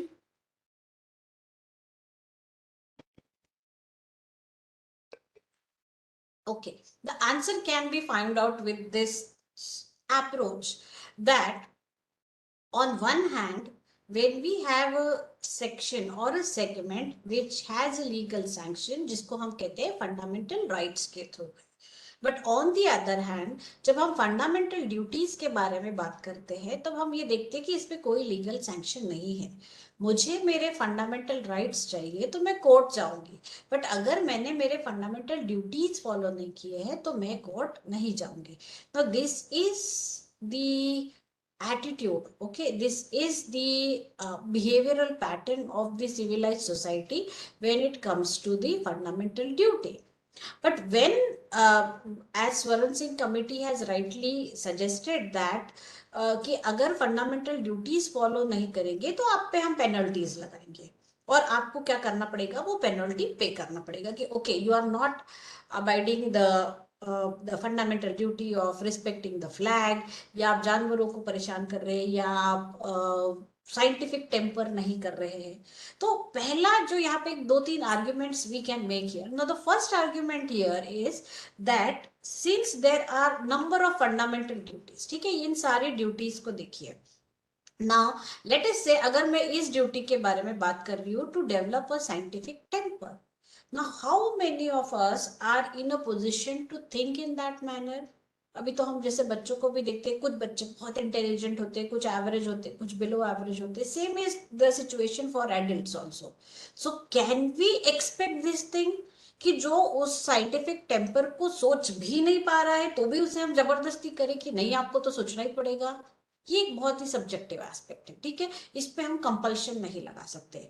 What the constitution demands here, the constitution says कि आप डेवलप करिए, बट जब हम इसके पीछे लीगल सैंक्शन लगाते कि जैसे 32 to 26 में आप इसमें जा सकते हो, तो क्या होगा? आपको साइंटिफिक टेम्पर डेवलप ही करना पड़ेगा। और वो जो डिफरेंस है ना, वो बहुत बड़ा है, क्योंकि शायद मेरी कैपेसिटी नहीं है। हाँ, जहां तक के फ्लैग एंथम या फ्रीडम स्ट्रगल के बारे में सोचना है तो वो हम कर लेंगे, ठीक है, यूनिटी इंटीग्रिटी देख लेंगे, बट अगर to defend the country, I don't want to go in army, though I respect army, but I don't want to go.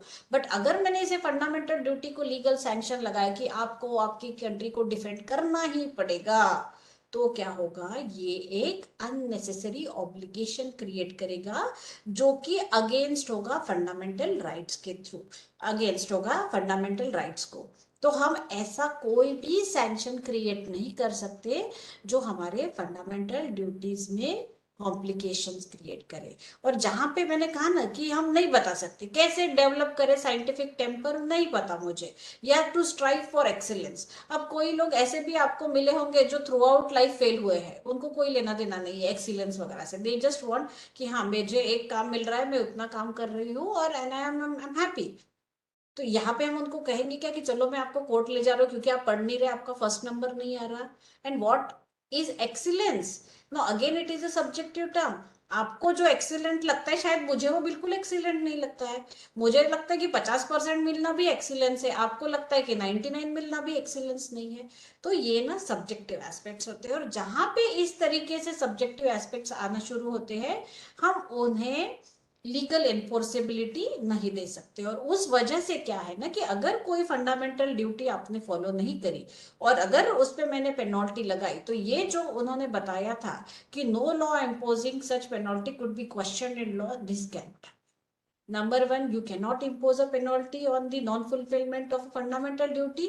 Number two, अगर वो पेनल्टी लगती है और अगर वो गलत लगती है तो उस पर क्वेश्चन उठाना चाहिए। आप उसको ऐसा नहीं कहोगे कि इस पे आपने पेनल्टी क्यों लगाया। तो ये एक पहला आर्ग्यूमेंट हमारा यहाँ पे फेल हो जाता है कि नहीं, हम इस पे लीगल सैक्शंस नहीं लगा सकते हैं।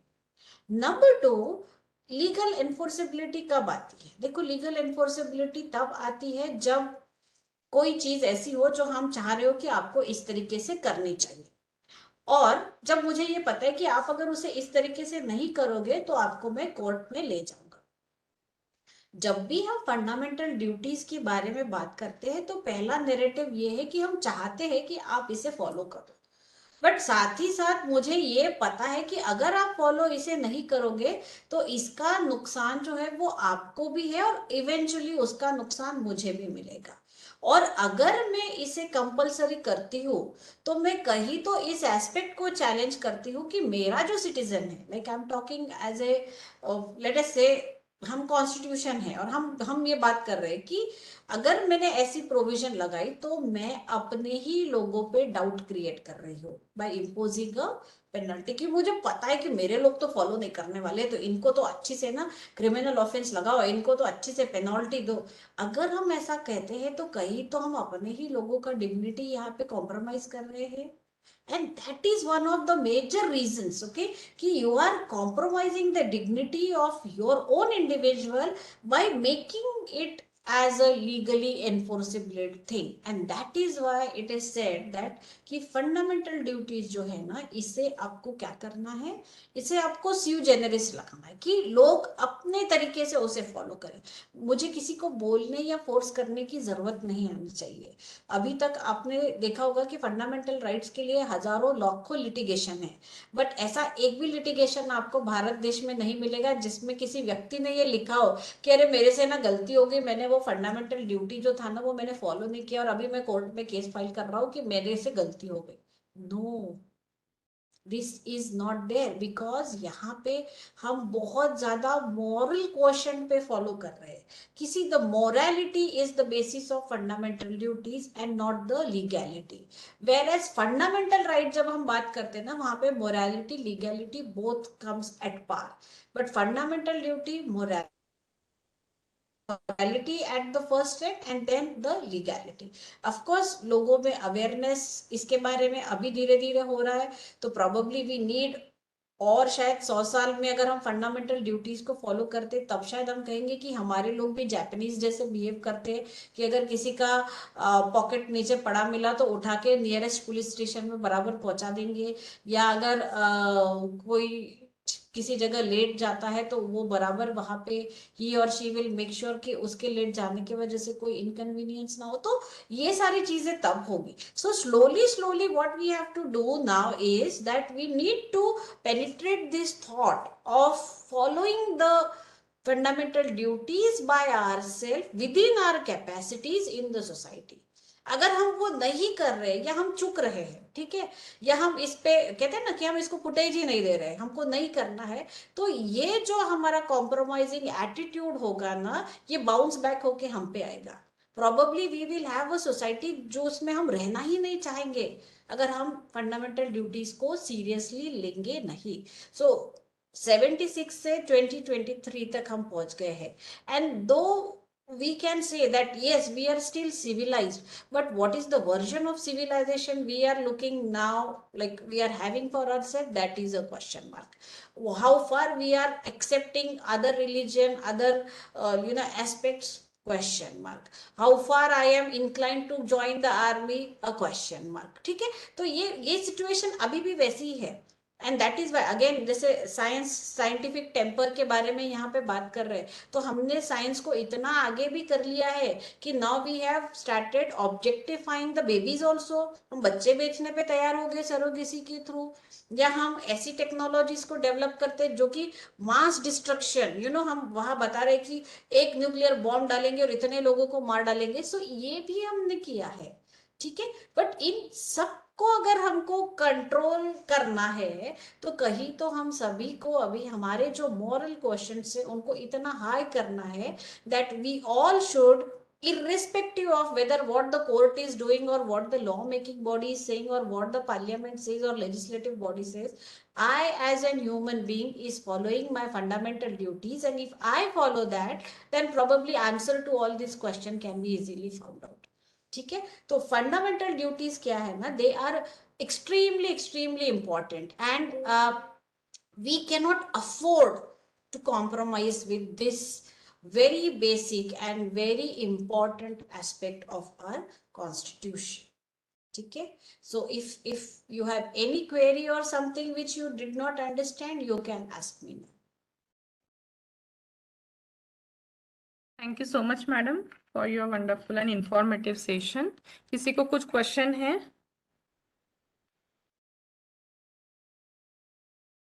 तो मॅम हाँ बोलिए सर. मॅडम, आपण कधी कधी झेंडा निधी म्हणून काहीतरी आपण कॉन्ट्रीब्युट करतो. झेंडा निधी म्हणून प्रत्येक, म्हणजे ते कंपल्सरी असते की की कुठे कुठेच असते ते झेंडा निधी एकदा म्हणून एक परत आपण सांगा, मला तुमचा क्वेश्चन ना नीट ऐकू नाही आला सर, एकदा परत सांगा.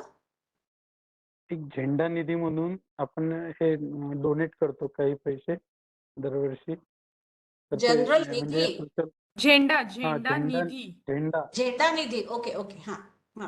ओके, तर ते म्हणजे ते कंपल्सरी आहे की काय, की कसं कुठे हे असतं की आपण इच्छेनुसार करू शकतो ते?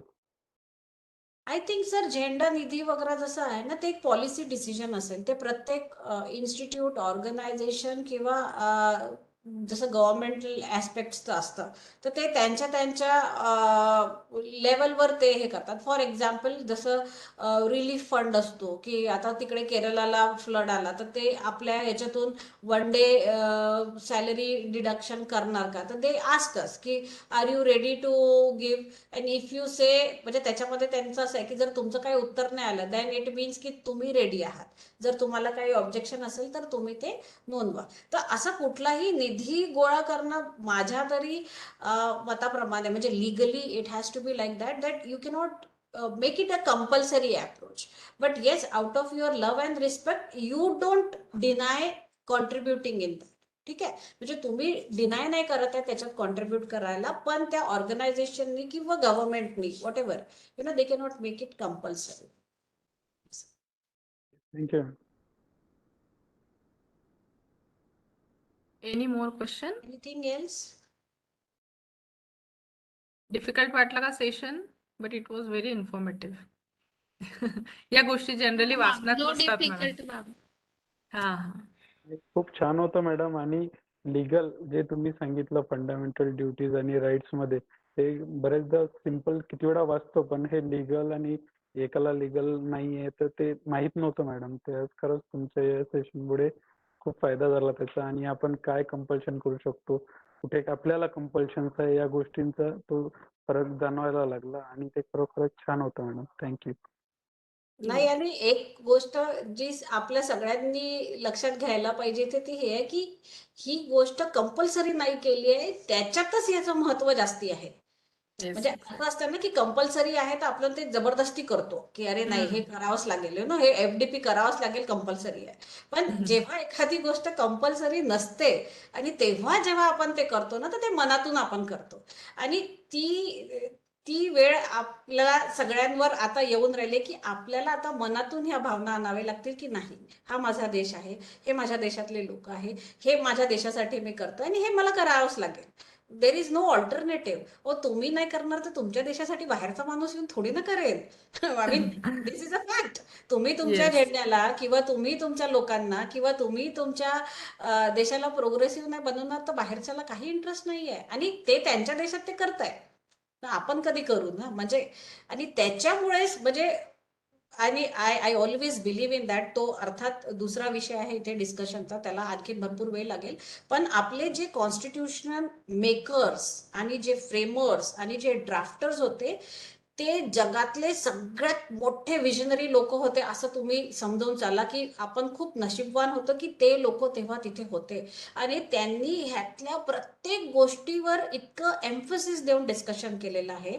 आणि एखाद्या गोष्टीला कंपल्सरी का नाही केलं, आणि आपला जो साधा अंडरस्टँडिंग असतो ते असं असतं की हा रे ते कंपल्सरी नाही, सोडा त्याला. पण त्यांनी ते का कंपल्सरी नाही केलं, जेव्हा आपल्याला हे कळतं ना, दॅट टाइम यू रिअलाइज की अरे दिस इज व्हेरी इम्पॉर्टंट. म्हणजे ही गोष्ट फोर्सफुली होऊच शकत नाही. आज आपल्या देशामध्ये राईट टू एज्युकेशन कंपल्सरी केलेलं आहे 13 वर्षाच्या मुलांपर्यंत. What is the ratio? The Hmm. Number has not been even increase by 9%. 20 वर्ष होत आले आता राईट टू एज्युकेशनला इम्प्लिमेंट करून. The situation is bad. It has been made compulsory thing. तर कंपल्सरी करूनही त्याचा जर आपल्याला आउटकम तसा नसेल येत, तर ह्यात खूप भावनिक गोष्टी आहे, मॉरल ऑब्लिगेशन आहे हे, की हे मला करावंच लागेल. तर ह्याच्यासाठी it has to come from within. कुठलाही टीचर, कुठलाही government aspect, president, prime minister, nobody can infuse this thing within you. It has to come within ourselves. आणि जेव्हा हे येईल ना तेव्हाच ते अप्लाय होईल, तोपर्यंत शक्य नाही. बरोबर है मैम. अजून काही और किसी को पूछना है कुछ क्वेश्चन?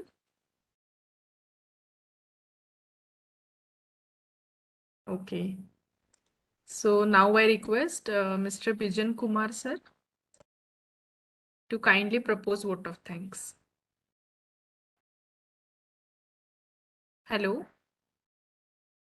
सर, आहात का तुम्ही? तुमचा आवाज नाही येत आहे.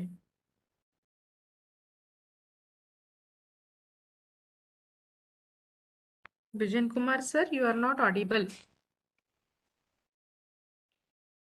मॅडम, हा.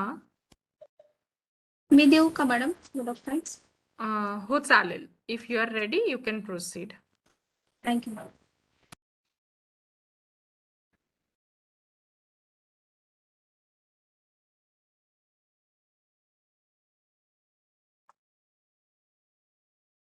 हॅलो. नमस्कार, मी डॉक्टर अश्विनी ठाकरे. आजच्या लेक्चरचा विषय होता fundamental duties. Thank you very much madam for explaining details of constitution.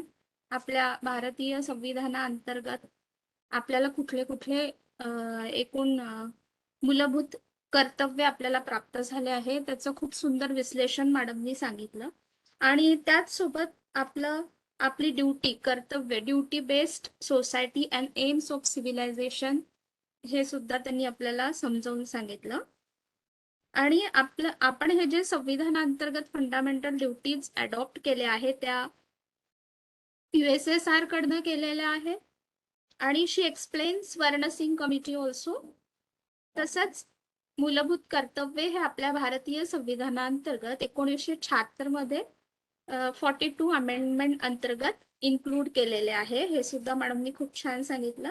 आणि she focused on the maintain harmony and humanism and don't create uncivilized act and respect moral values, ethics and standard. Thank you very much madam. त्याचसोबत आपल्या FIPच्या coordinator doctor Preeti धार्मिक madam यांचं मी मनापासून धन्यवाद मानते की त्यांनी मला वोट ऑफ थँक्स देण्याकरिता परमिशन दिली. तसेच आपल्या FIP मधले माझे सर्व प्राध्यापक वर्ग यांचं सुद्धा मी मनापासून आभार मानते. आणि आजच्या गेस्ट लेक्चरला प्रत्यक्ष अप्रत्यक्ष ज्यांनी मदत केली त्या सर्वांचे मी मनपूर्वक आभार मानते. Thank you madam. Thank you so much, Ashwini madam. Thank you so much. Thank you, Preeti madam. Thank you, Payal madam, once again from all the Thank you. participants. Thank you so Thank much. you. Happy Holi, ma'am. Same to you. Same to all of you. Have a happy and safe Holi. Happy Holi Thank madam you. Don't Thank you so waste much. water. Don't waste water. Yes, yes, ma'am. Thank you so much. Thank Thank you. you. Thank you all of you. यहाँ पे हम रुकते हैं। अभी आप लोगों को छुट्टी है आज के दिन, थोड़ा जल्दी छूटता है अपना क्लास, तो you can proceed for your Holi celebration. और जो आज का टास्क है वो आप आज करिए, कल करिए, कल तक आपको सूट है कि शाम तक आप सबमिट कर सकते हैं रिपोर्ट सबमिट जो करना है। अभी देखिए आपके क्या क्या सबमिशन है। अजूनही कोणी लेसन प्लान नसेल सबमिट केलं, सेमिनार के पीपीटी मैंने देखे हैं तो 25 है, बट 2 लोगों ने रिपीट भेजा है, प्रशांत सर और राहुल सर ने 2 बार भेजा है, मतलब 23 पार्टिसिपेंट्स के पीपीटीज आ गए हैं। और गूगल क्लासरूम आपको अच्छे से फ्रेम करना है, तो कल की छुट्टी है उसका एडवांटेज लीजिए और जितना हो सके उतनी चीजें कंप्लीट करने की कोशिश करिए, ठीक है। और आज का रिपोर्ट भी कल शाम तक सबमिट करना है, तुरंत आज नहीं किया तो भी चलेगा। तो इतनी सारी 4-5 चीजें आपको कंप्लीट करके रखनी है, क्योंकि इसके बाद फिर अपना डायरेक्टली संडे को एक लास्ट छुट्टी है, उसके पहले आपके ये सारे सबमिशंस हो जाने चाहिए। So once again thank you all of you. यहाँ पे हम रुकते हैं, we will meet. Madam madam हाँ बोलिए। मॅडम आपलं मॅडम ते प्रेझेंटेशन आहे त्याचे डेट्स वगैरे कोणाचे हाँ कधी मी आहेत आज किंवा उद्यापर्यंत टाइम टेबल लावेल। तुम्ही बुधवार गुरुवार तर नाही राहणार, शुक्रवारपासून राहू शकतात आपले प्रेझेंटेशन्स, किंवा गुरुवारपासून, कारण की त्या रिंकी मॅडमचे अजून 2 सेशन्स मला ठेवायचे आहे, तर त्यांना 3 ते 4:30च वेळ असतो, तर ते आता मला कधीची डेट देतात त्याप्रमाणे आपले सेमिनार्स राहतील, पण तुम्ही गुरुवारपासून सेमिनार राहील अशा हिशोबाने प्रिपरेशन सुरू करा, ठीक आहे। अल्फाबेटिकल ऑर्डर अल्फाबेटिकल नाही राहणार, ज्याप्रमाणे तुम्ही सबमिट केले ना मी त्याप्रमाणे उद्यापर्यंत तुमचा टाइम टेबल मी आपल्या व्हॉट्सअप ग्रुपमध्ये येऊन जाईल, ठीक आहे। मॅम ते शिकवेनं सबमिट अपलोड केल्यासारखं वाटलं म्हणून दुसरा सबमिट हा झाला. हा ठीक आहे ना, काही हरकत नाही सर, आला आहेत माझे जो पीपीटी झाला आहे 2दा सबमिट झाला, काही हरकत नाही।